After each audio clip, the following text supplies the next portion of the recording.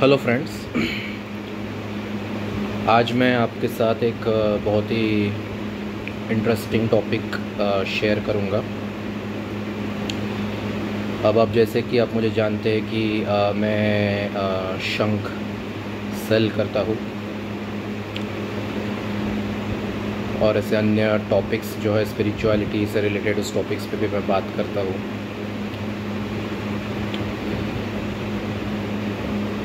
तो अभी कुछ कस्टमर्स जो है मुझे अन्य प्रोडक्ट्स भी पूछ रहे हैं, जैसे कि रुद्राक्ष हो गया या जो रत्न होते हैं जिसे जेम स्टोन्स कहते हैं, नवरत्न वगैरह, और ख़ास तौर पे यंत्र के बारे में मुझसे पूछ रहे हैं कि आप सेल करते हो क्या। तो मैं आज विशेष रूप से इन्हीं के ऊपर बात करूँगा। आज का टॉपिक है रियलिटी ऑफ कीपिंग यंत्रस एट होम। देखिए, मैं स्ट्रेट फॉरवर्ड कहता हूँ कि जिस चीज़ की आपको जानकारी ना हो वो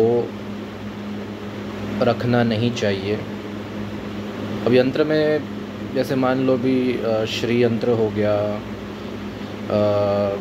हनुमान यंत्र हो गया, ऐसे अन्य अन्य यंत्र है जो मुझे पूछ रहे थे कि आप सेल करते हो क्या। तो मैं स्ट्रेट अवे बोलता हूँ कि मैं सेल करता भी नहीं हूँ, और मैं आपको सजेशन भी दूंगा कि आप इसे मत रखिए। इसका कारण भी मैं आपको बताता हूँ।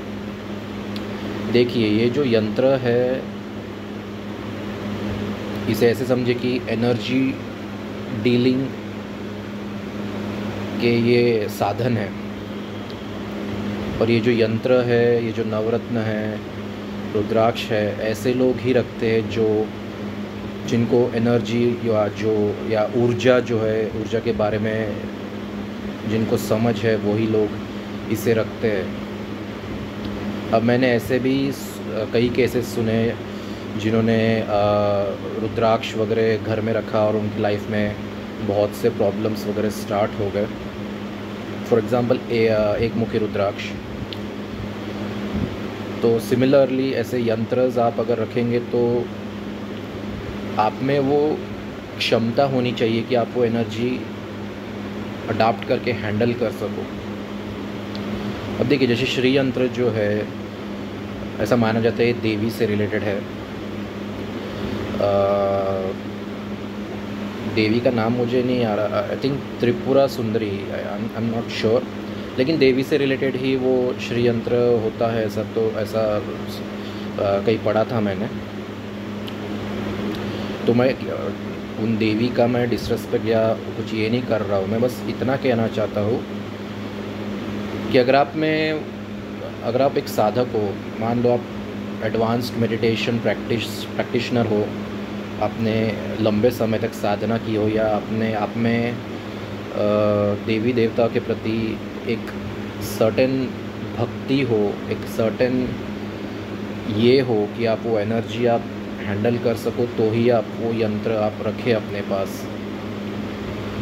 नहीं तो कैसा है, ये सब जो है हाई एनर्जी की चीज़ें हैं, और यदि आप वो झेल नहीं पाए तो आपको ही दिक्कत हो जाएगी।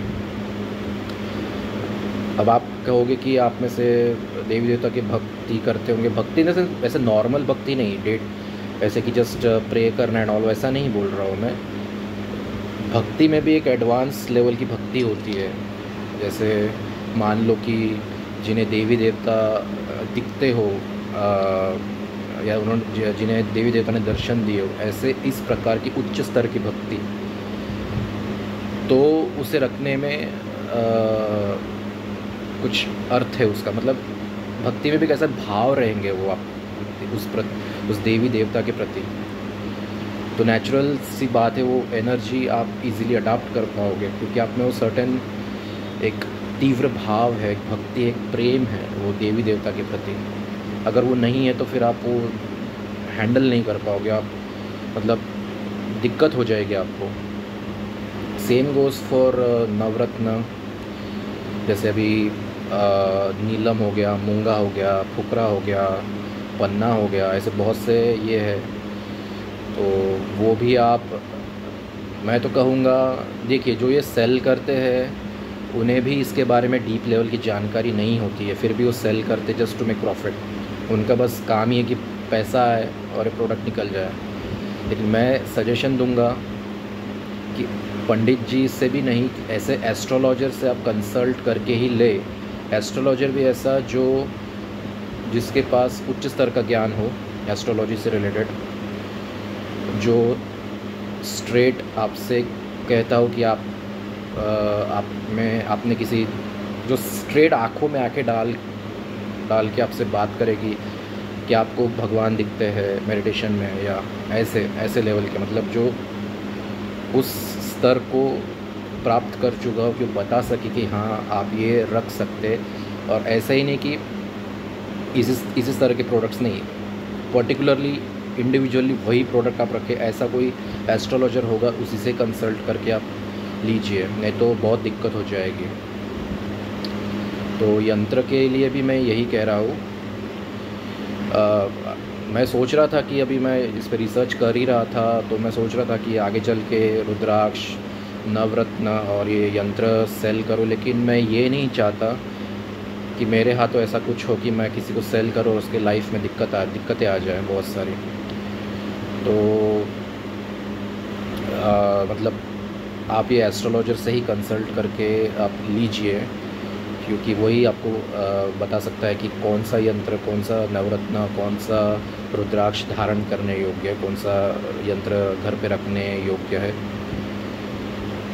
क्योंकि ये हाईली एनर्जाइज्ड जो चीज़ें हैं, इससे यदि आप खेलोगे